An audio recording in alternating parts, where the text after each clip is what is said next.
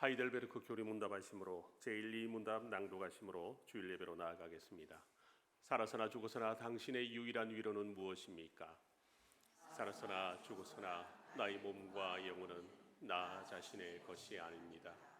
나의 몸과 영혼은 나의 신실하신 구주 예수 그리스도의 것입니다. 그리스도는 자신의 보배로운 피로 나의 모든 죄값을 완전히 치르셨습니다. 그리스도는 나를 마귀의 모든 권세에서 풀어주셨습니다. 또한 그리스도는 나를 지켜주십니다. 그리고 하늘에 계신 아버지의 뜻이 아니라면 내 머리에서 머리카락 하나도 떨어지지 않습니다. 참으로 모든 것은 나의 구원을 위해 합력하여 일합니다. 그리고 그리스도는 성령님을 통해 내게 영생을 보증해 주십니다. 또한 그리스도는 이제부터 진심으로 기꺼이 그리스도를 위해 살도록 나를 준비시키십니다. 아멘.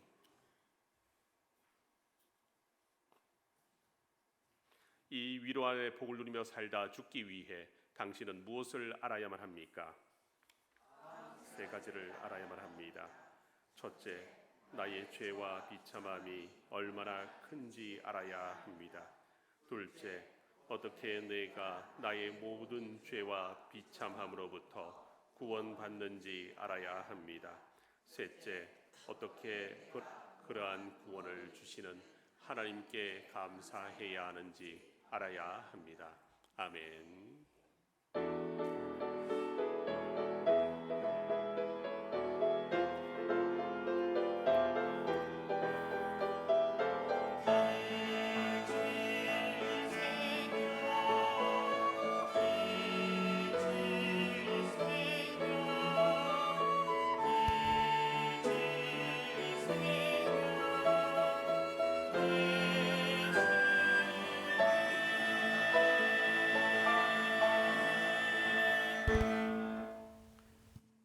주의 빛과 주의 진리를 보내시어 나를 인도하시고 주의 거룩한 산과 주께서 계시는 곳에 이르게 하소서.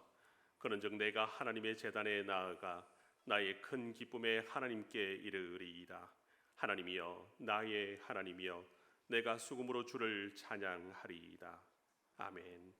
우리의 산성이시요 피난처가 되시는 하나님, 주님의 보호하심과 인도하심 가운데 저희가 평안과 기쁨으로 한 주간을 보내게 하여 주신 하나님, 녹음이 짙어가는 이 좋은 계절에 저희에게 거룩한 주일을 허락해 주시고 하나님 품 안에 거하며 안식을 누리고 예배하게 하시니 감사를 드립니다. 예배하는 우리의 마음을 성령님께서 온전히 주관하여 주사 세상과 나는 간 곳 없게 하시고 오직 나를 구원하신 예수 그리스도의 십자가만 보이게 하옵소서. 드려지는 예배를 통하여 삼위일체 하나님 홀로 경배와 찬송과 영광을 받으옵소서. 예수님의 이름으로 기원하옵나이다. 아멘. 시편 찬송가 79장 시편 36편 7절에서 10절로 하나님께 경배와 찬양 드리겠습니다.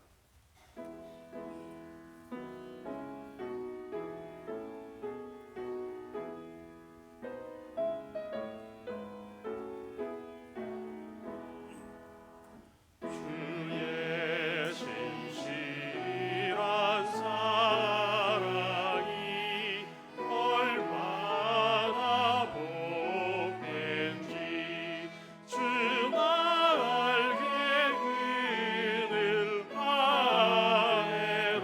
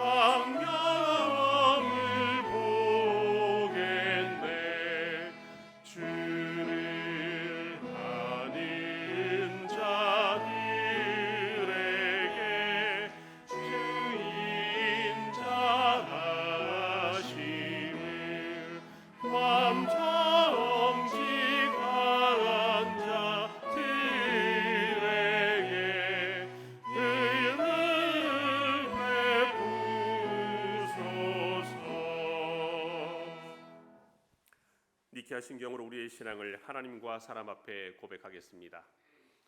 우리는 한 분 하나님, 전능하신 아버지, 하늘과 땅의 창조주, 보이는 것과 보이지 않는 모든 것의 창조주를 믿습니다. 우리는 한 주님, 예수 그리스도, 하나님의 독생자, 만세전에 성부에게서 나신 분, 하나님 중에 하나님, 빛 중에 빛, 참 하나님 중에 참 하나님이신 분, 곧 독생하셨고 지으심을 받지 않으셨으며 아버지와 함께 한 본질에 속하신 분을 믿는데, 그분으로 말미암아 만물이 지음받았습니다. 그분은 우리 사람을 위하여 그리고 우리의 구원을 위하여 하늘에서 내려오셨으며 성령으로 동정녀 마리아에게서 육신을 입어 사람이 되었습니다. 그분은 우리를 위하여 본디오 빌라도 치하에서 십자가에 못 박히시고 고난 받으시고 장사되시고 사흘 만에 성경대로 부활하시고 하늘에 오르셨으며 그리고 아버지 하나님의 우편에 앉아 계시고 산자와 죽은 자를 심판하시려 영광 중에 다시 오실 것이며 그분의 왕국은 영원할 것입니다.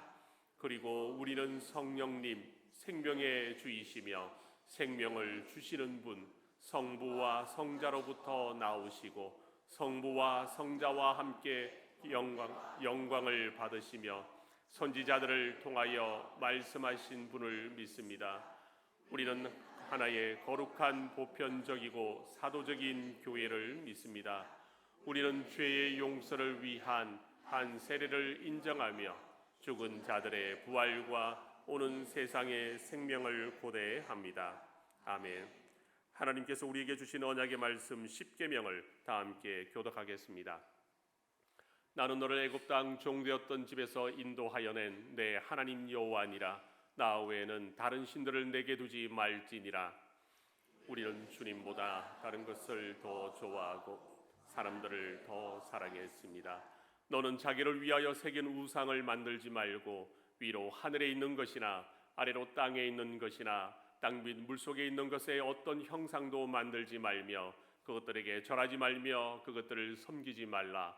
나 내 하나님 여호와는 질투하는 하나님인즉 나를 미워하는 자의 죄를 갚되 아버지로부터 아들에게로 3, 4대까지 이르게 하거니와 나를 사랑하고 내 계명을 지키는 자에게는 천대까지 은혜를 베푸느니라. 우리는 말씀을 따라서 주님을 섬기지 못하였고 헛된 형상을 만드는 것처럼 우리의 하나님을 만들어 우리 자신을 위하는 합당하지 않은 예배를 드렸습니다. 너는 내 하나님 여호와의 이름을 망령되이 일컫지 말라. 나 여호와는 내 이름을 망령되이 일컫는 자를 죄 없는 줄로 인정하지 아니하리라. 우리는 주님의 이름을 때로 가볍게 여겼고 거룩히 여기지 못했습니다. 그리고 우리의 말과 행동으로 주님의 이름을 부끄럽게 했습니다. 내 하나님 여호와가 내게 명령한 대로 안식일을 지켜 거룩하게 하라. 여세 동안은 힘써 내 모든 일을 행할 것이나 일곱째 날은 내 하나님 여호와의 안식일인즉 너나 내 아들이나 내 딸이나 내 남종이나 내 여종이나 내 소나 내 낙이나 내 모든 가축이나 내 문 안에 유하는 객이라도 아무 일도 하지 못하게 하고 내 남종이나 내 여종에게 너같이 안식하게 할지니라. 너는 기억하라. 내가 애굽 땅에서 종이 되었더니 내 하나님 여호와가 강한 손과 편팔로 거기서 너를 인도하여 내었나니 그러므로 내 하나님 여호와가 내게 명령하여 안식일을 지키라 하였느니라.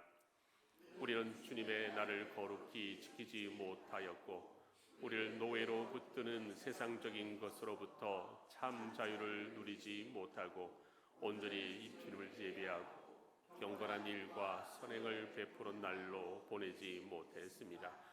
너는 내 하나님 여호와께서 명령한 대로 내 부모를 공경하라. 그리하면 내 하나님 여호와가 내게 준 땅에서 내 생명이 길고 복을 누리리라. 우리는 마땅히 해야 할 부모에 대한 공경을 다하지 못하였고 위에 있는 자에게 합당한 공경을 하지 못하였고 아래에 있는 자를 존중하지 못하였습니다. 살인하지 말지니라. 우리는 하나님의 형상인 사람을 값싸게 취급하였고 분노와 미움으로 피를 흘리는 자리에 서 있었습니다. 가늠하지 말지니라. 우리는 마음으로 말로 행동으로 음란하고 부정한 일을 하였습니다. 도둑질하지 말지니라. 우리는 우리의 필요를 채우시는 하나님을 의지하지 못하여 훔치고 빼앗고 속이는 죄를 지었습니다. 내 이웃에 대하여 거짓 증거하지 말지니라. 우리는 거짓말로 하나님께 신실하지 못하였고 이웃을 해쳤습니다. 내 이웃의 아내를 탐내지 말지니라. 내 이웃의 집이나 그의 밭이나 그의 남종이나 그의 여종이나 그의 소나 그의 나귀나 내 이웃의 모든 소유를 탐내지 말지니라. 우리는 불만과 질투와 욕정으로 탐심을 키우는 죄를 지었습니다. 아멘. 찬송가 96장으로 하나님께 찬양 올려드리겠습니다.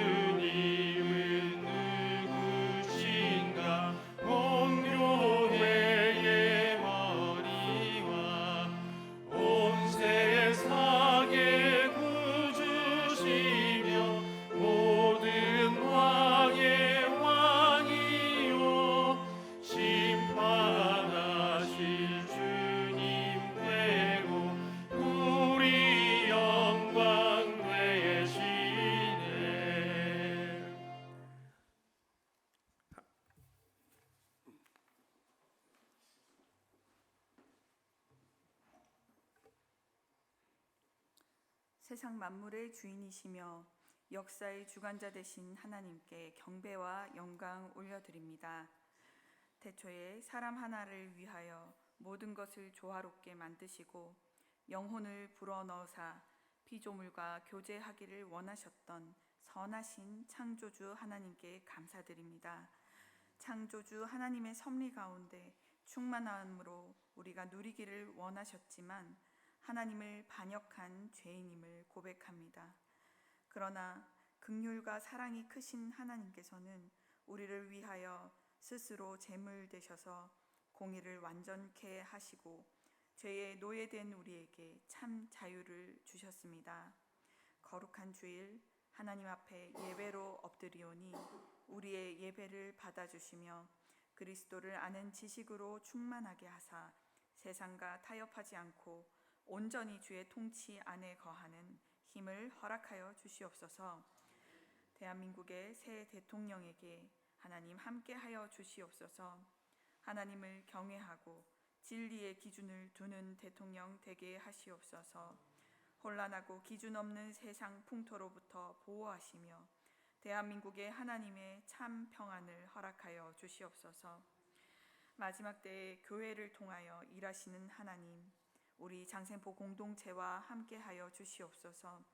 하나님의 거룩을 닮아가게 하시고 소망이 없는 북이스라엘이 엘리야를 통하여 선포함과 같이 교회를 통하여 복음이 들려지며 소망 없는 것 같은 땅에도 택한 백성이 그 귀와 눈을 열며 예수 그리스도를 만나는 영생의 기쁨을 누리게 하여 주시옵소서.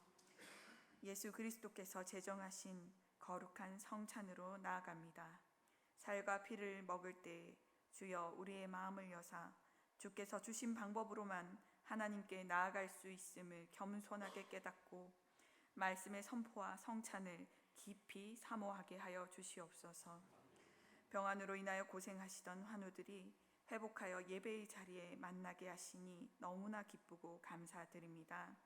우리 공동체 식구들에게 영육 간의 강건함을 허락하사 말씀 안에 충만하여 영이 공급받게 하시고 육이 강건하여 주의 나라를 위해 쓰임받게 하시고 교제하는 가운데 성령께서 함께 하셔서 이 땅에서도 주님 주신 복을 누리면서 살아가게 하여 주시옵소서. 특별히 말씀을 전하시는 전성우 담임 목사님과 함께 해주시며 그 가정과 자녀 위에 복에 복을 더하사 이 땅에서 많은 영혼들이 돌아오게 함이 하늘나라의 귀한 상급으로 쌓이게 하시고 건강과 지식과 지혜를 더하사 양들에게 꼴을 먹이고 양육하는 일에 성령 충만으로 하게 하시며 선포하시는 말씀으로 우리의 얼굴이 하나님께로 돌려지게 하는 복이 있게 하여 주시옵소서. 경외하는 마음과 또한 귀한 물질을 들고 나와 주 앞에 드리오니 오늘의 예배를 온전히 주관하여 주시옵소서. 모든 말씀을 예수님의 이름으로 기도드립니다. 아멘.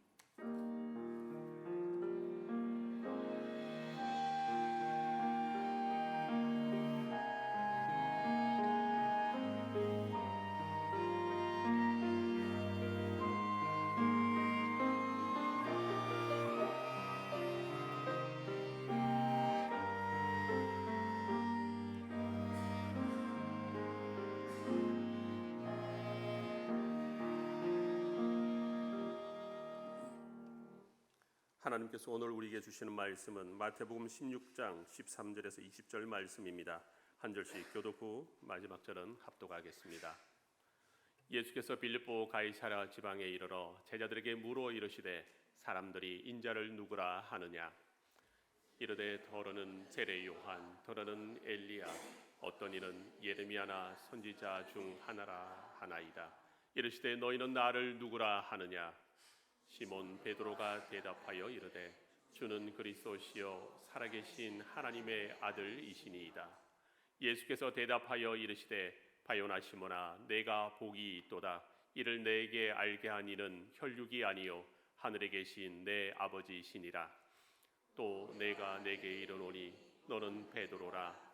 내가 이 반석 위에 내 교회를 세우리니 음부의 권세가 이기지 못하리라.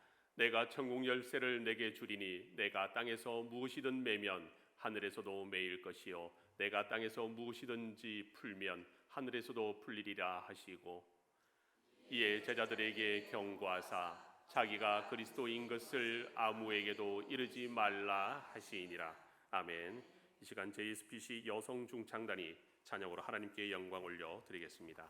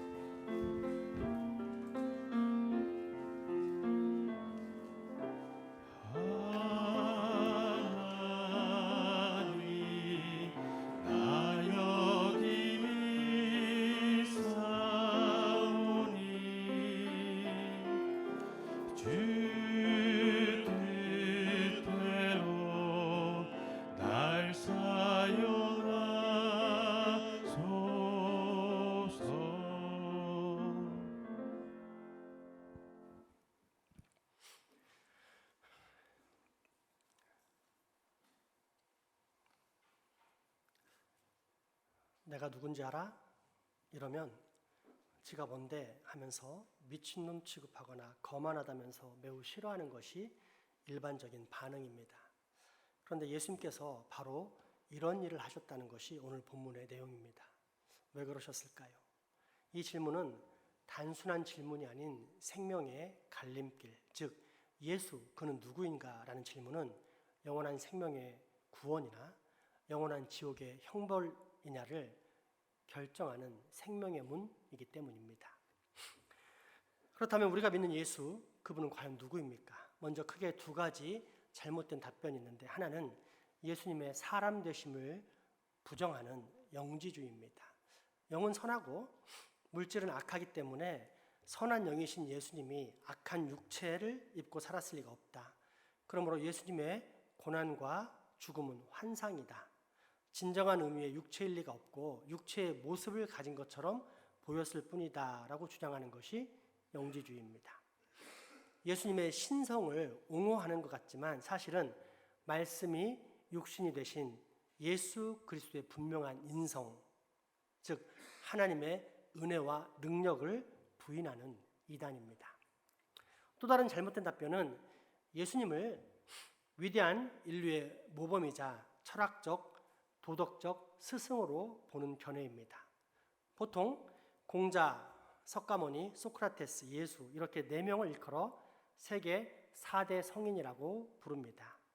이처럼 예수님을 세계 4대 성인 안에 포함시켰다는 것은 무엇을 뜻합니까?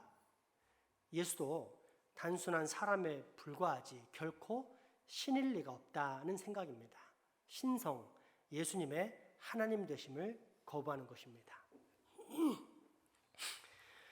그런데 우리의 구주 예수님이 과연 단순한 사람에 불과할까요? 아닙니다. 때문에 장차 하나님의 나라인 교회를 세우게 될 제자들을 교육하시기 위해서 벌떼처럼 따라다니던 수많은 군중들을 물리치신 주님은 좁은 문으로 향하는 당신의 제자들에게 첫 질문을 통해 구원의 백성이 되는 가장 중요하고 본질적인 신앙의 핵심을 가르쳐 주십니다. 그것이 바로 오늘 본문에 나오는 기독론, 즉 예수 그는 누구인가 라는 질문입니다. 오늘 본문 마태복음 16장 13절에서 16절까지의 말씀입니다. 예수께서 빌립보 가이사랴 지방에 이르러 제자들에게 물어 이르시되 사람들이 인자를 누구라 하느냐 이르되 더러는 세례 요한 더러는 엘리야 어떤 이는 예레미야나 선지자 중 하나라 하나이다. 이르시되 너희는 나를 누구라 하느냐 시몬 베드로가 대답하여 이르되 주는 그리스도시요 살아계신 하나님의 아들이시니이다. 아멘. 이때 베드로의 신앙 고백 중에 나온 그리스도라는 말은 헬라어로 크리스토스의 음역인데 이는 히브리어 마슈아에서 온 것으로 기름 부음을 받은 자라는 뜻입니다. 즉 베드로는 예수님을 하나님께서 당신의 뜻을 인간에게 나타내려고 보내신 분, 선지자들이 그에 관하여 예언한 모든 것을 다 성취하신 분이라고 고백한 것입니다. 따라서 히브리어로 마슈아, 헬라어로 크리스토스라고 불리는 메시아 또는 그리스도를 종합적으로 정의하면 다음과 같은 뜻이 됩니다. 그리스도 하나님과 언약을 파기함으로 절망적인 죄의 질병에 걸려 영원한 지옥 형벌로 나아가는 인간을 구원해 내실 수 있는 유일한 분. 다시 한번 고백해 봅시다. 하나님과의 언약을 파기함으로 절망적인 죄의 질병에 걸려 영원한 지옥 형벌로 나아가는 인간을 구원해 내실 수 있는 유일한 분.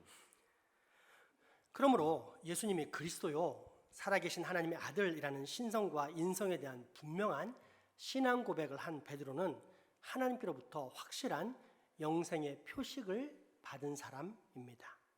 그런데 이를 반대로 생각하면 끔찍한 선포가 됩니다.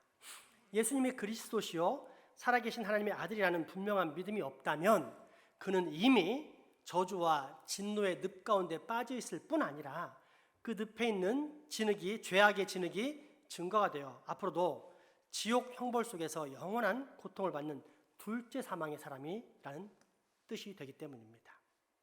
그러니 기독론, 곧 예수 그리스도, 그는 과연 누구인가? 라는 질문이 과연 우리가 무시할 수 있는 질문이겠습니까? 절대 그럴 수 없습니다. 나아가 이 고백은 우리에게 몇 가지의 매우 중요한 영적 가르침을 전해주는데 그중 오늘은 한 가지만 살펴보겠습니다. 첫째, 영생은 사람의 권세와 능력 대신 하나님의 권능을 의존할 때 주어진다는 것입니다. 이 사실을 깨우쳐 주는 것이 오늘 본문에 나오는 지역의 이름입니다. 가이사랴 빌립보라는 오늘 본문의 지역은 성경에서 나오는 저 북쪽에 있는 높은 산, 1년의 대부분의 기간을 머리에 눈을 이고 사는 헤르몬 산의 서남쪽 발밑에 위치한 성읍인데 요단강의 맨 상류이자 원류가 있는 곳입니다. 가이사 빌립보 땅의 본래 이름은 파네아스로서 이곳에는 판이라는 그리스 우상을 섬기는 동굴이 있고 또 로마나 옛날 가나안 신들을 섬기던 곳들이 여기저기에 널려 있어 우상 숭배가 만연한 땅이었습니다. 원래 풍광이 아름다운 곳이고 땅도 비옥했기에 적지 않은 사람들이 살고 있었는데 주님 오시기 전 20년에 로마 왕제 가이사 아구스토가 이곳을 헤롯에게 준 것이 계기가 되어서 헤롯 왕이 다스리게 됩니다. 이 헤롯은 아기 예수님을 잡아 죽이려고 명했던 바로 그 헤롯 대왕을 말합니다.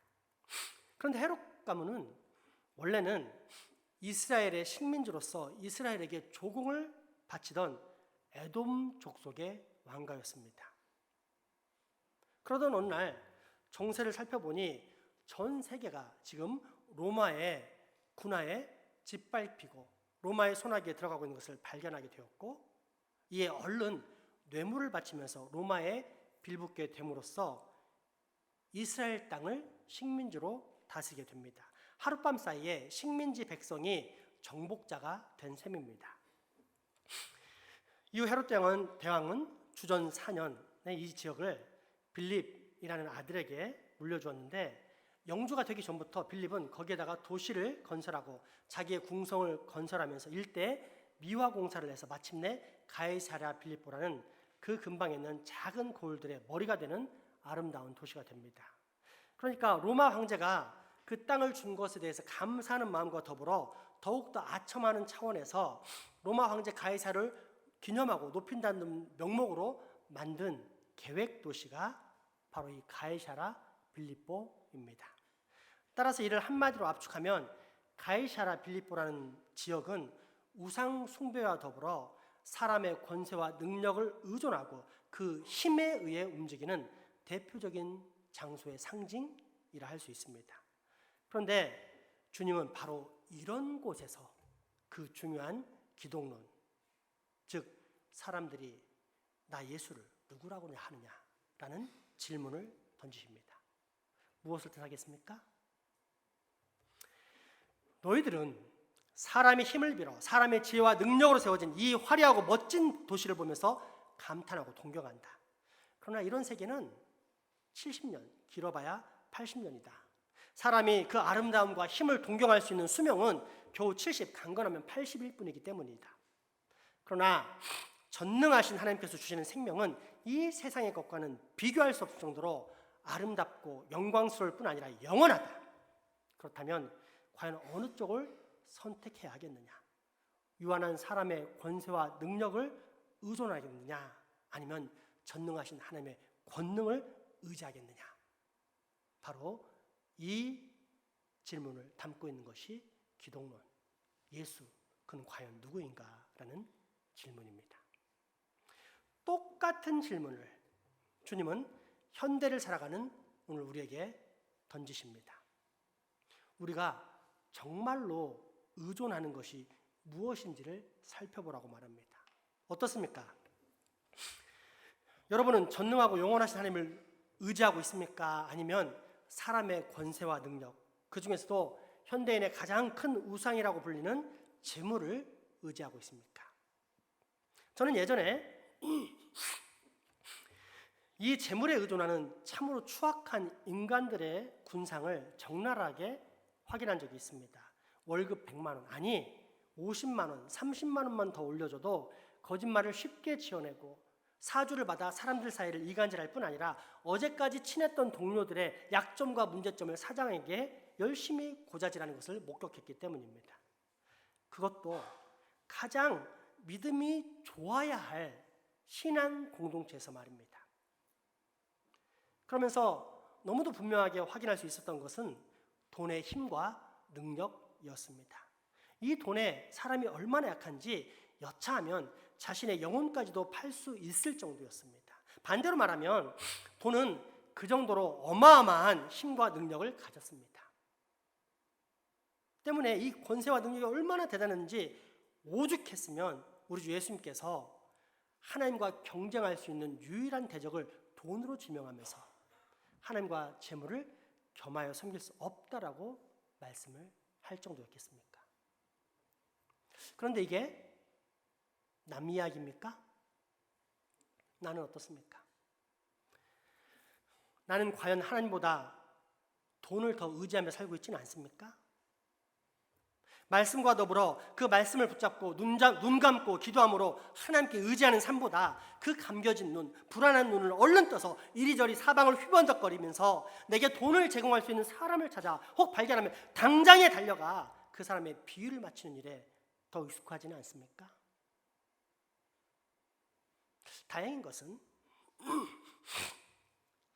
뭐가 죄인지도 모르고 사는 세상 사람들과 달리 우리 신앙인들에게는 자신이 진정으로 의존하는 대상이 무엇인지를 금방 알아차릴 수 있는 방법이 있다는 것입니다. 그 기준이 무엇일까요? 헌금입니다. 헌금은 내 생명의 주인이자 현재 내가 소유한 모든 것의 주인 역시 하나님이시라는 신앙의 고백입니다. 즉 당장 내게 만족을 주고 내 모든 필요를 충족시켜 준다 할지라도 나는 결코 그 물질을 의지하며 살지 않고 대신 더딜지라도 반드시 채워주신 하나님, 구원과 영생의 주인이시며 내 삶에 필요한 모든 것을 정확하게 그리고 완전하게 채워주시는 하나님을 믿습니다라는 신앙의 고백이 헌금입니다. 그런데 우리는 이 헌금에 정말로 인색합니다. 이런 변명 저런 변명을 하면서 헌금을 기피하는 자기 기만 가운데 빠져듭니다. 왜일까요? 하나님의 말씀이나 약속은 멀게 느껴지지만 돈은 당장 내게 만족을 주고 달콤함을 주고 안정감을 주기 때문입니다. 그래서 혹 하나님은 잃어버려도 별로 두렵지 않지만 돈은 결코 잃어버리지 않으려고 두려움 가운데 발버둥칩니다. 교회에 나와 하나님을 의지하고 섬긴다고 말하지만 사실은 물질을 더 의지하고 살아가는 우상숭배의 삶, 내 배를 섬기는 참으로 안타까운 인생들을 살아가는 사람들이 교회 안에도 너무나 많은 것입니다. 해법은 딱 하나입니다. 내가 정말로 사랑하고 의존하는 것을 점검하고 확인한 후에 혹 그것이 하나님의 말씀이 명하는 바가 아닌 잘못된 의존이라면 당장에 바꾸는 것입니다. 그 외에 다른 길은 없습니다. 그러나 너무도 오랫동안 물질의 중요성에 사로잡히고 중독된 사람들에게는 이것이 자신의 목숨을 바꾸는 것보다도 어려울 수 있다는 것을 저는 경험적으로 압니다.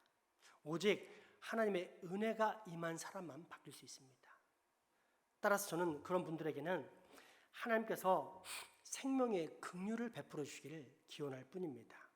그럼에도 불구하고 우리에게는 아직 이 물질의 탐욕과 권세에 사로잡히지 않은 소중한 아이들이 있기에 이 시간 우리 아이들에게 영생의 표시가 될 수 있는 헌금에 관한 메시지를 잠시 전하겠습니다. 얘들아, 헌금을 한다는 것은 내가 하나님께 받은 은혜와 사랑에 대한 감사를 표시하는 것이야. 이를 반대로 말하자면 만약 헌금을 하지 않는다면 그 사람은 사실상 내가 살아가는데 하나님이 나한테 해준 게 뭐 있는데?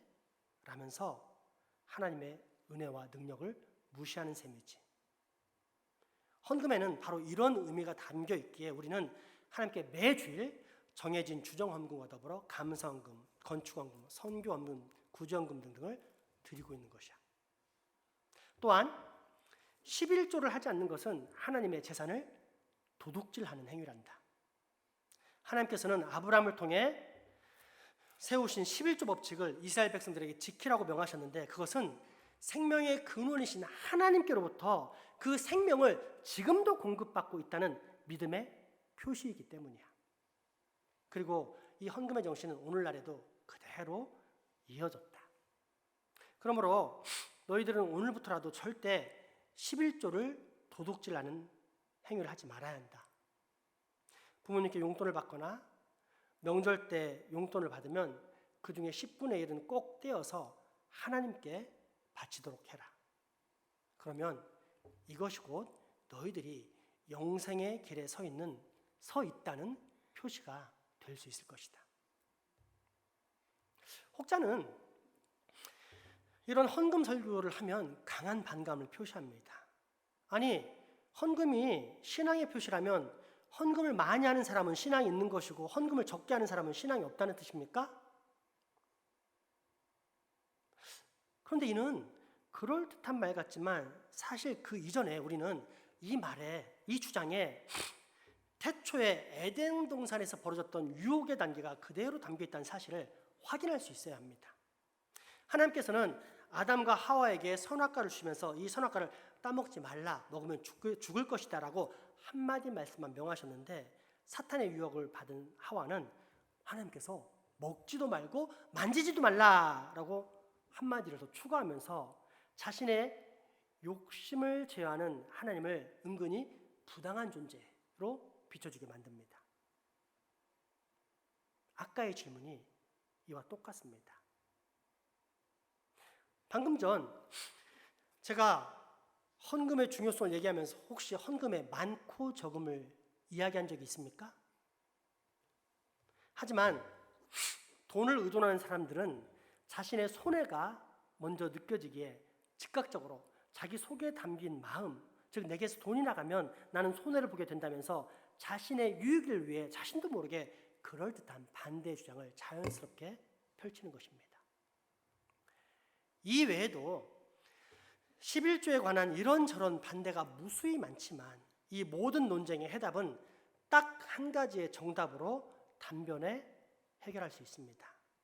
그 해답이란 오늘 베드로가 그리스도이자 하나님의 아들로 고백한 우리 주 예수 그리스도의 가르침입니다. 예수님 당시 하나님의 명령을 따라 11조를 철저히 잘 지키면서도 온갖 탐욕을 쫓는 외식주의자들이 많았습니다. 율법은 있지만 그 율법의 핵심 대신에 전통주의와 장로의 유전에 빠져 수박 겉핥기식의 신앙생활을 하는 사람들이 저 위 성전의 종교 지도자인 사두개인들로부터 이 아래 무엇보다 자신들이 정한 규칙을 생명처럼 지키면서 평신도들을 지도하고 있었던 바리새인들에 이르기까지 넘쳐났었습니다. 때문에 주님은 이에 대해 무서운 경고의 말씀을 날리시는데 핵심은 다음과 같습니다. 하나님께서 제사법과 율법을 인생들에게 주신 목적은 스스로는 아무런 소망이 없는 너희들에게 이 모든 은혜의 법을 주신 전능하고 완전하신 하나님을 의지하게 하려는 것이었다.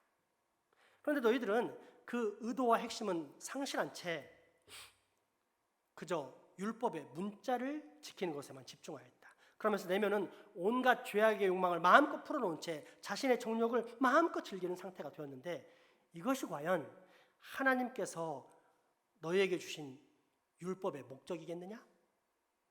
그러므로 내가 말하노니 어리석은 인생들아, 율법의 핵심, 즉 문자보다 더 중요한 하나님의 목적인 정의와 긍휼과 믿음을 지켜라.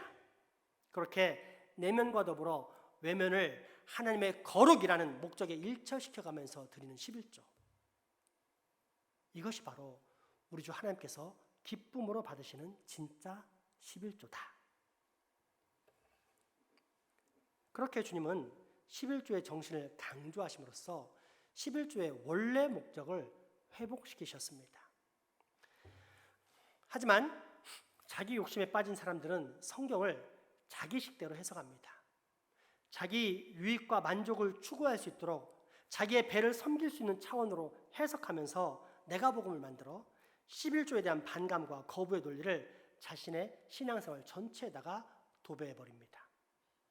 11조나 각종 헌금은 구약에서 그쳤으니 더 이상 할 필요가 없어 라고 말입니다. 그런데 여러분, 정말로 그들의 주장처럼 신약에 들어와서는 구약의 11조 명령이 사라졌습니까? 예수님께서 11조를 폐하셨습니까? 아닙니다. 결코 금지한 적이 없으셨고 방금 살펴보았듯이 오히려 올바른 11조의 회복을 강조하셨습니다. 진짜 그럴까요? 성경, 즉 하나님의 말씀을 통해 더욱더 분명하고 확실하게 확인해 보겠습니다. 마태복음 23장 15절에서 23절까지의 말씀입니다. 화 있을진저 외식하는 서기관들과 바리새인들이여, 너희는 교인 한 사람을 얻기 위하여 바다와 육지를 두루 다니다가 생기면 너희보다 배나 더 지옥 자식이 되게 하는도다.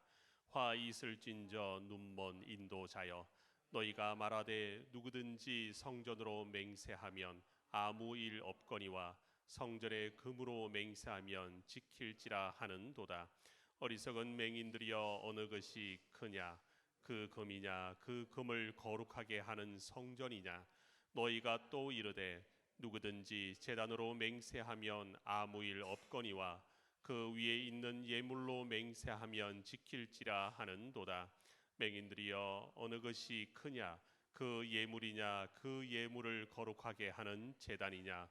그러므로 제단으로 맹세하는 자는 제단과 그 위에 있는 모든 것으로 맹세하며, 또 성전으로 맹세하는 자는 성전과 그 안에 계신 이로 맹세하며, 또 하늘로 맹세하는 자는 하나님의 보좌와 그 위에 앉으신 이로 맹세함이니라. 화 있을진저 외식하는 서기관들과 바리새인들이여, 너희가 박하와 회향과 근처의 11조는 들이되 율법이 더한 긍휼과 믿음은 버렸도다. 그러나 이것도 행하고 저것도 버리지 말아야 할지니라. 아멘. 예수님께서 11조를 버리라고 하셨습니까? 아니면 11조의 정신인 정의와 긍휼과 믿음을 지키면서 구약에서 내려온 11조의 명령도 지키라고 하셨습니까? 성경은 보고 싶은 대로 보며 사는 종교인에게는 악마가 유혹하는 선악과이지만, 기록된 그대로 보고 믿는 신실한 그리스도인에게는 십자가에서 낭자하게 흘리는 그 귀한 예수 그리스도의 피, 우리를 사망권자에서 건지시는 그 고귀한 보혈이 너무도 선명하고 찬란하게 빛나는 생명의 말씀입니다. 오늘 말씀은 여기에서 맺겠습니다. 그러나 여러분 잊지 마십시오. 오늘 말씀은 헌금에 대한 이야기가 아닙니다. 의존에 관한 이야기입니다. 유한한 사람의 권세와 능력을 의존할 것인가, 전능하고 무한하신 하나님의 권능을 의존할 것인가에 관한 메시지입니다.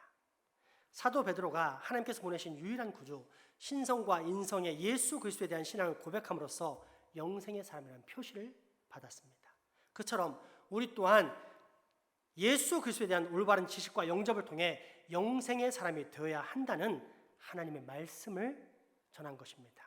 그 와중에 우리가 영생의 사람이 되는데 가장 큰 걸림돌인 재물, 사실상 거의 모든 사람들, 심지어 그리스도를 믿는 신앙인들마저 하나님보다 더 믿고 따르고 의존하며 사는 돈, 즉 만몬이라는 우상 숭배가 나온 것일 뿐입니다.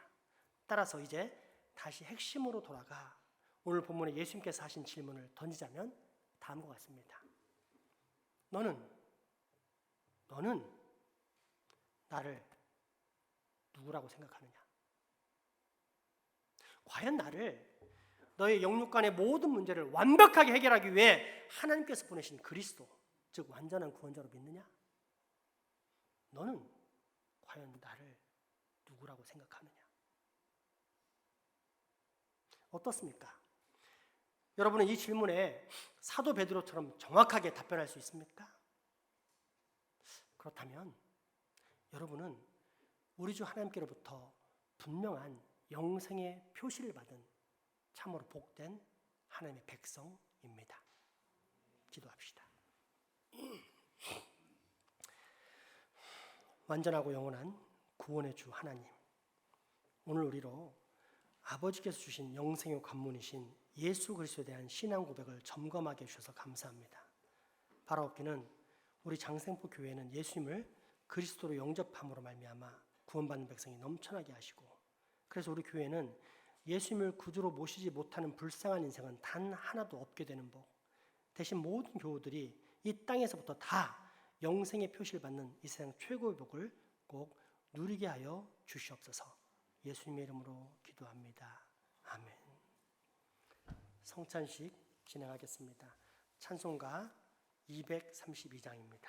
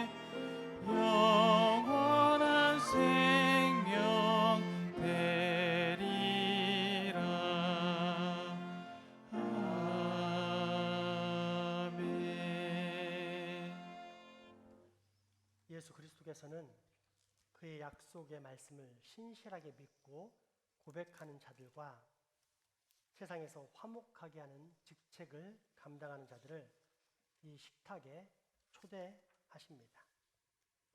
그렇게 하나님의 용서하심을 받고 용납되어진 사람들이 바로 여기에 모인 우리들입니다.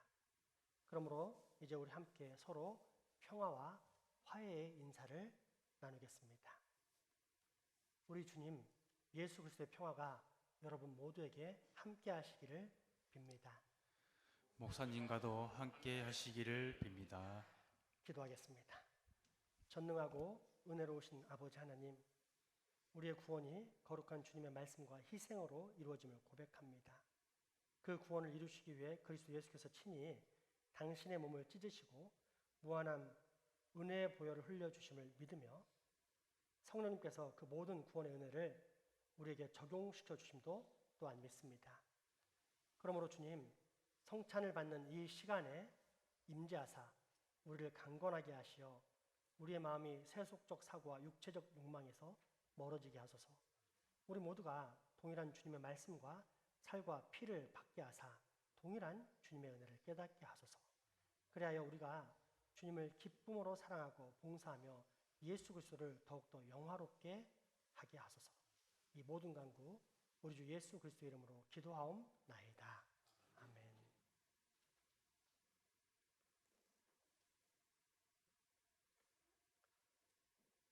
우리 주님께서 잡히시던 밤이었습니다.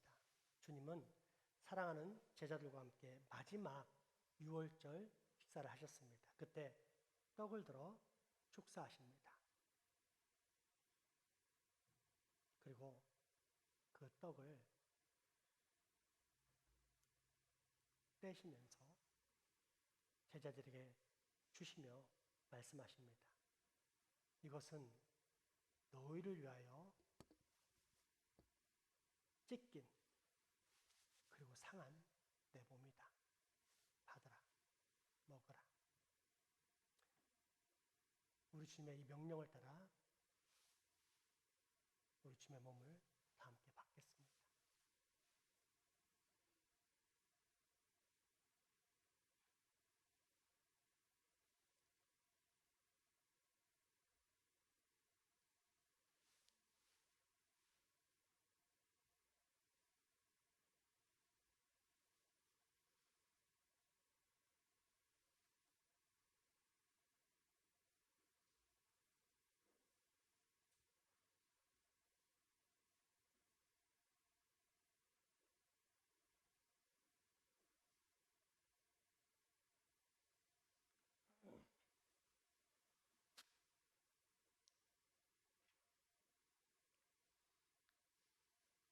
식후에 주님은 또다시 잔을 들어 축사하셨습니다. 그리고 그 잔을 따르십니다.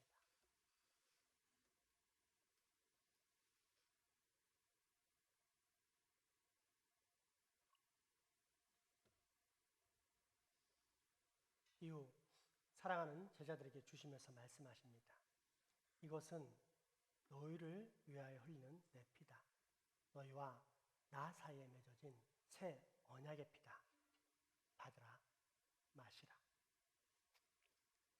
그러므로 우리 또한 주님의 말씀대로 이 피를 받겠습니다.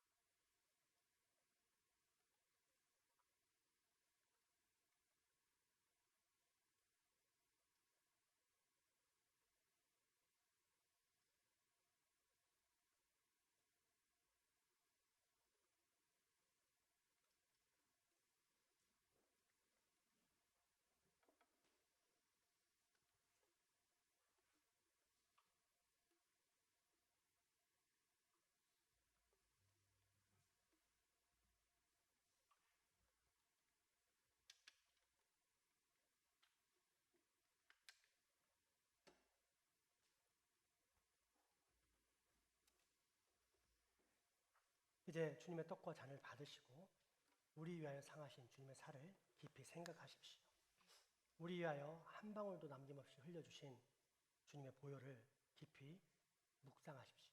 그리고 진심으로 드리는 감사와 함께 먹고 마시기 바랍니다.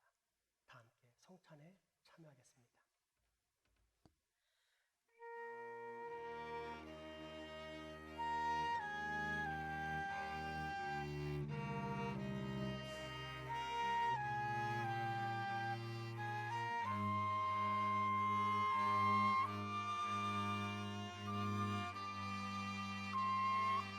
예수께서 이르시되 나는 생명의 떡이니 내게 오는 자는 결코 줄이지 아니할 터이요 나를 믿는 자는 영원히 목마르지 아니하리라.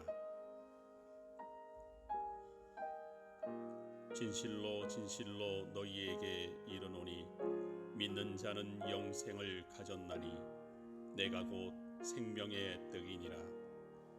너희 조상들은 광야에서 만나를 먹었어도 죽었거니와 이는 하늘에서 내려오는 떡이니 사람으로 하여금 먹고 죽지 아니하게 하는 것이니라. 나는 하늘에서 내려온 살아있는 떡이니 사람이 이 떡을 먹으면 영생하리라. 내가 줄 떡은 곧 세상의 생명을 위한 내 살이니라 하시니라.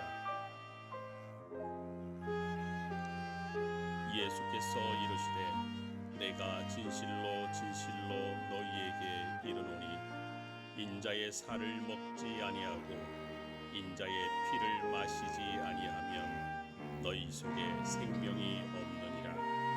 내 살을 먹고 내 피를 마시는 자는 영생을 가졌고 마지막 날에 내가 그를 다시 살리리니 내 살은 참된 양식이요 내 피는 참된 음료로다.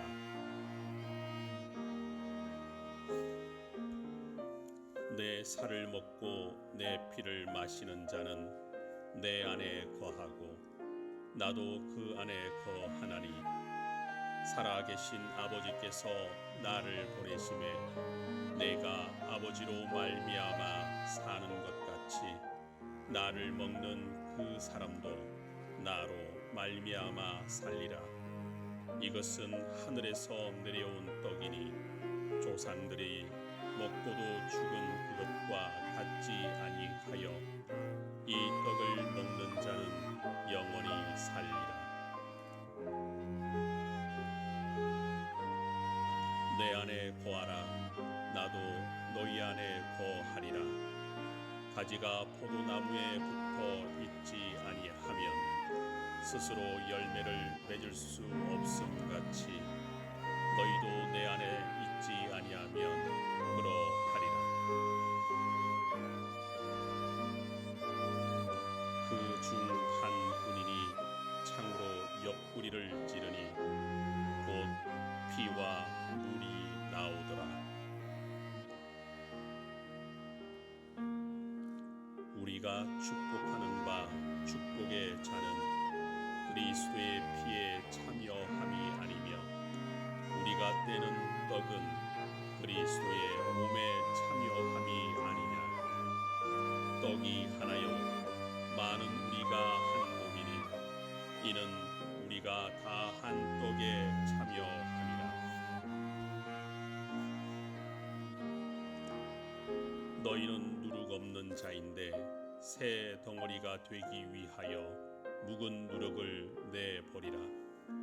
우리의 유월절 양 곧 그리스도께서 희생되셨느니라. 이러므로 우리가 명절을 지키되 묵은 누룩으로도 말고 악하고 악의에 찬 누룩으로도 말고 누룩이 없이 오직 순전함과 진실함의 떡으로 하자. 이제 인내와 위로의 하나님이 너희로 그리스도 예수를 본받아 서로 뜻이 같게 하여 주사 한 마음과 한 입으로 하나님 곧 우리 주 예수 그리스도의 아버지께 영광을 돌리게 하려 하노라. 그러므로 그리스도께서 우리를 받아 하나님께 영광을 돌리심과 같이 너희도 서로 받으라. 내게 주신 모든 은혜를 내가 여호와께 무엇으로 보답할까? 내가 구원의 잔을 들고 여호와의 이름을 부르며 내가 너희에게 전한 것은 주께 받은 것이니 곧 주 예수께서 잡히시던 밤 떡을 가지사 축사하시고 떼어 이르시되 이것은 너희를 위하는 내 몸이니 이것을 행하여 나를 기념하라 하시고 식후에 또한 그와 같이 잔을 가지시고 이르시되 이 잔은 내 피로 세운 새 언약이니 이것을 행하여 마실 때마다 나를 기념하라 하셨으니 너희가 이 떡을 먹으며 이 잔을 마실 때마다 주의 죽으심을 그가 오실 때까지 전하는 것이니라. 그러므로 누구든지 주의 떡이나 잔을 합당하지 않게 먹고 마시는 자는 주의 몸과 피에 대하여 죄를 짓는 것이니라. 사람이 자기를 살피고 그 후에야 이 떡을 먹고 이 잔을 마실지니 주의 몸을 분별하지 못하고 먹고 마시는 자는 자기의 죄를 먹고 마시는 것이니라. 그들이 먹을 때에 예수께서 떡을 가지사 축복하시고 떼어 제자들에게 주시며 이르시되 받으라 이것은 내 몸이니라 하시고 또 잔을 가지사 감사 기도하시고 그들에게 주시니 다 이를 마시며 이르시되 생명의 하나님, 오늘 생명의 떡과 구원의 잔으로 우리를 먹이시고 그리스도와 한 몸이 되게 해주시며 참여한 우리 모두를 하나 되게 해주심에 감사드립니다. 이제 성령님의 능력 가운데 우리가 세상으로 나아가 세상을 향한 우리 주님 예수 그리스도의 구속과 부활 생명의 사랑을 널리 전파하게 하소서. 예수님의 이름으로 기도합니다. 아멘. 평화의 일꾼으로 세상을 향해 가십시오. 선한 용기와 하나님의 의를 굳게 잡고 악을 악으로 갚지 말고 선으로 악을 이기십시오. 약한 자들의 힘이 되고 어려움에 처한 자를 도우십시오. 섬기며 더불어 모든 이웃을 사랑하며 섬기십시오. 성령님의 임재와 충만 가운데 내 안에 있는 하나님의 기쁨을 온 세상에 널리 선포하십시오. 이것이 그리스도 예수 안에서 우리를 향하신 하나님의 뜻입니다. 찬송가 320장입니다.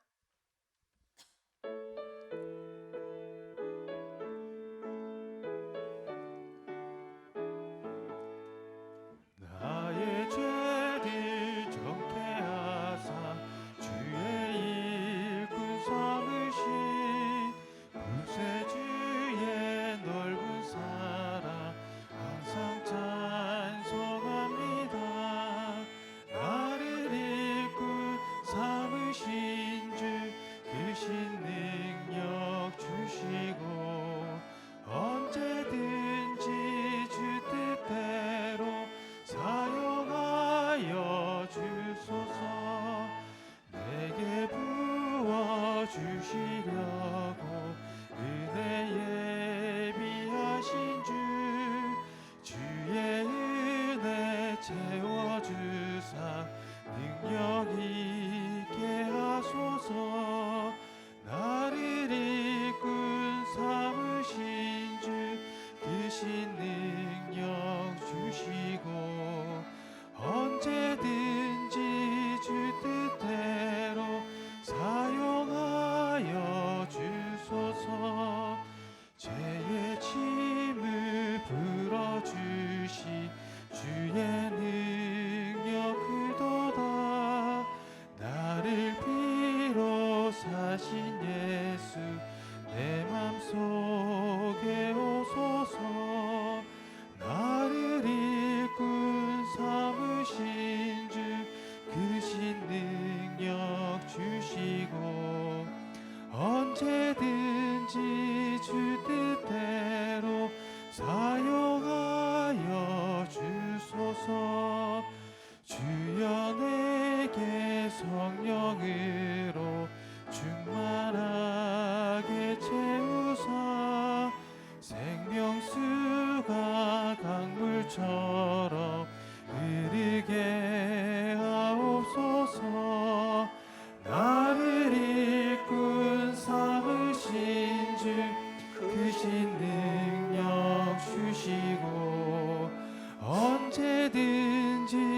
주 뜻대로 사용하여 주소서. 아멘. 헌금하시겠습니다.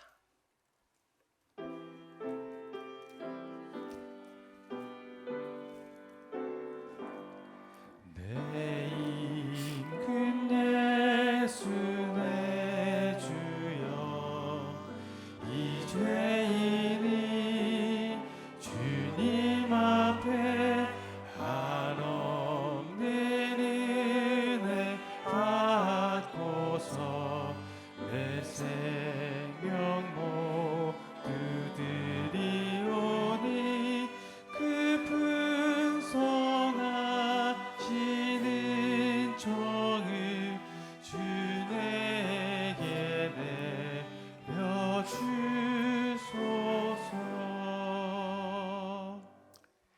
나의 작은 신음 하나까지도 들으시고 응답하신 아버지 하나님, 그 은혜 감사하여 오늘도 주님께 우리의 마음과 정성을 올려드립니다. 오병이어의 축사하사 5,000명을 먹이고도 12광주를 남기게 하신 주님, 이 헌금에도 복 내려주사 오병이어의 기적이 일어나게 하시고, 그로 인해 이 헌금이 사용되는 곳에도 영육간에 차고 넘치는 풍성한 유통의 복이 꼭 거르게 하여 주옵소서. 더불어 기쁘게 드린 손길들에게도 은혜와 복 내려주사 영육간의 평강과 더불어 개인과 가정, 이웃의 영혼 구원, 관계 회복, 경제적 형통까지 이루어지는 은혜가 있게 하여 주옵소서. 특별히 우리 교회 성전 건축을 위해 기도하오니 주님, 이 혼란한 상황과 많은 어려움 가운데서도 세상의 유혹과 충동에 빠져 쾌락에 헤매이거나 또는 정반대의 낙심에 빠져 헤매는 영혼이 없게 하옵소서. 대신 늘 기도와 찬양, 말씀 등 우리 주님께서 주신 모든 은혜의 수단을 활용함으로써 우리 교회에 있는 모든 성도들은 반드시 예수 그리스도가 우리 안에 거하는 하나님의 거룩한 성전을 꼭 건축하는 복을 받게 하옵소서. 우리의 가족이지만 병환으로 인해 이 예배와 함께하지 못하는 소중한 환우들과 더불어 직장, 사업, 유학, 극방의 의무 등으로 타진하고 수고하는 우리 교우들에게도 동일한 은혜 주시 소망하며, 무엇보다 우리가 맡은 지역사회 장생포와 울산을 위해 기도할 때 주님, 우리 교회가 영혼의 등대되어 말씀과 기도와 전도로 불신과 정욕, 사탄의 충동이 가득한 이 지역을 점차 환한 그리스도의 빛으로 밝히게 하여 주시옵소서. 그래서 우리 교회는 이 땅에 펼쳐진 하나님의 나라, 물이 바다 덮음같이 하나님의 선택받은 백성들이 물밀듯 밀려오는 거룩한 하나님의 백성들의 나라가 되는 복을 꼭 얻게 하여 주시옵소서. 예수님의 이름으로 기도합니다. 아멘.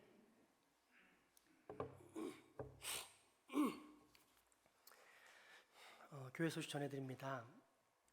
오늘 주일 기도의 시간이 30분 당겨졌습니다. 그래서 오후 1시 30분에 하던 걸 1시에 모여서 MIP 기도회와 매일 성경 통독 개관을 하도록 하겠습니다. 이후 1시 30분에는 장년부 혼성 찬양 연습이 있습니다. 그리고 이때 교육부는 별도로 모여서 공동체 활동이 있으니까 참고하시고 일단 1시까지 다 모여주시기 부탁드립니다. 다음 주는 주일 기도회에 1시 30분에 그대로 하는데 원래 하던 리딩 지저스 성경 개관을 하고요. 그 다음에 다음 주는 우리 상반기 장생포교회 탁구대회가 있는 날입니다. 그래서 오후 2시에서 5시까지 남녀 단복식으로 하고 상금도 준비되어 있으니까 많이 참여해서 재밌게 즐기시는 시간 되시기 바랍니다. 제가 6월달 또 7월달에 그 울산 내 활동이 좀 있습니다. 제가 임원을 맡고 있다 보니까 여러 가지 활동이 있는데 6월 19일 날은 장목회 정기 모임을 좀 가야 되고 또 7월 1, 2일은 남부시찰 수련회를 제가 떠나게 되어 있습니다. 이날 잘 기억하시고 이날은 피해서 어떤 신방이나 특별한 요청이 있으면 해주시면 감사하겠습니다. 이제 마지막 광고는 오늘 우리 귀한 간식이 있습니다. 우리 혼성 찬양 연습 도로 서울에서 오신 서유진 집사님이 이제 떡을 좀 준비해 오셨어요. 그래서 밥 먹고 입가심으로 먹을 수 있게 이제 떡을 준비해 오셨는데 되게 맛있습니다. 우리 이제 서유진 집사님은 내려올 때마다 저를 먹이는데 이제 관심을 가지고 막 맛있는 걸 늘 가져오시고 오랫동안 못 내려올 땐 택배를 통해서 이제 보내주시는데 그 중에서 제가 이제 먹은 떡입니다. 그래서 인절미도 있고 깨떡인가 뭐 이것도 있는데 정말 맛있어요. 그래서 이제 한 분씩 이렇게 점심 드신 후에 이렇게 입가심으로 먹으라고 충분히 가졌는데 보니까 남더라고요. 그래서 어떻게 할까 고민하니까 떡을 좋아하시는 60대 이상은 2개씩, 그리고 떡을 별로 안 좋아하는 60대 미만은 1개씩만 먹는 걸로 하겠습니다. 근데 난 60대 미만인데 떡을 좋아한다 그러면 남은 거 먹으시면 됩니다. 아시겠죠? 이렇게 해서 모자람 없이 다 풍성하게 잘 드시는 시간 되었으면 좋겠습니다. 우리 서유준 사님 와주셔서 고마운데 이렇게 떡까지 주셔서 얼마나 감사한지 모르겠습니다. 박수 한번 보내드릴까요? 잘 먹겠습니다. 마지막 찬양 드리도록 하겠습니다. 손을 들어 서로 축복합니다.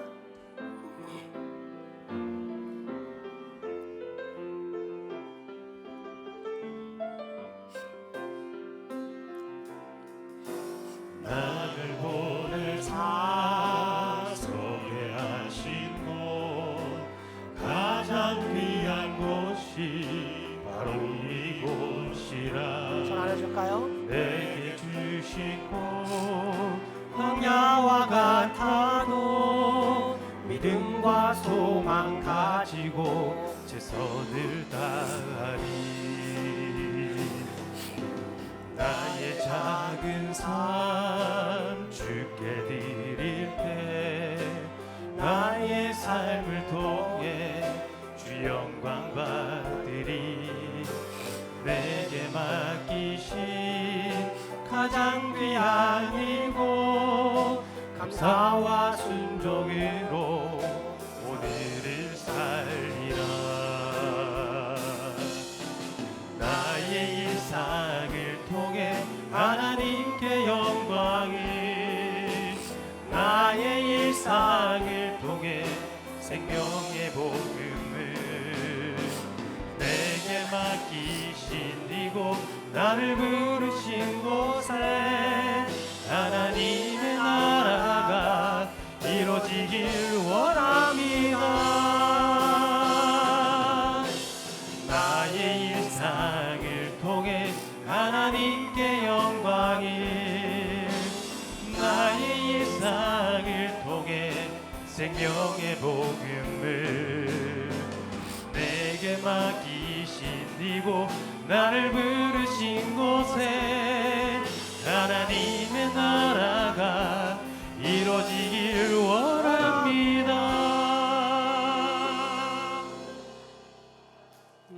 그 자리에서 광고 하나 있겠습니다. 그리스도인은 죄악된 세상에서 불러냄을 받은 사람들입니다. 그러니까 우리는 우리 힘으로 예수를 믿게 된 게 아니고 하나님을 믿게 된 게 아니고 하나님이 불러주신 사람들이라서 매우 특권을 가진 존재죠. 그 얘기 뭐냐면 우리 교회 안에 있는 그리스도인만 소중한 게 아니라 그리스도인이라면 정말로 다 소중한 거고 반가운 존재들인 겁니다. 내외해서는 안 돼요. 방금 아마도 유원지에 놀러 왔다가 예배를 드리려고 외부에서 오신 분인데 한 서너 사람 인사라고는 뻘쭘하니까 다 나가셨어요. 이거는 교회의 모습이 아닙니다, 여러분. 교회는 낯선 사람, 소외된 사람, 연약한 사람에서 더 많이 반가워하고 안아주고 해서 그리스도인 모습을 비춰주는 겁니다. 교회 안에서 빛과 소금이 못 되는데 여러분이 세상에 나가서 어떻게 빛과 소금이 되겠습니까? 모델이 될 수 있겠습니까? 이런 일 없도록 해주십시오. 딱 예배 마치고 돌아봤는데 처음 보는 사람이 있다. 그 사람 그리스도인입니다. 나처럼 하나님이 불러주신 사람입니다. 언젠가 천국에서 만날 사람입니다. 그 사람을 사랑하고 기쁘게 할 때 사람 나가서 뭐라 그러겠어요? 장성부 교회는 그리스도를 닮은 사람들이 많다라고 하지 않겠습니까? 꼭 앞으로는 이런 신뢰를 범하지 않도록 해주시기 바랍니다. 축도하겠습니다. 우리 주 예수 그리스도의 은혜와 하나님의 크신 사랑과 성령님의 교통하심이 이제후로 우리의 영원한 구주이신 예수 그리스도를 영접함으로 반드시 이 땅에서부터 분명한 영생의 표지를 가진 하나님의 백성으로 살아가겠다라며 다짐하고 결단하는 여기 모인 모든 주의 자녀들의 머리 위와 가정, 이웃 그리고 후손들에게 지금부터 영원토록 함께 하시기를 간절히 축원하옵나이다. 아멘.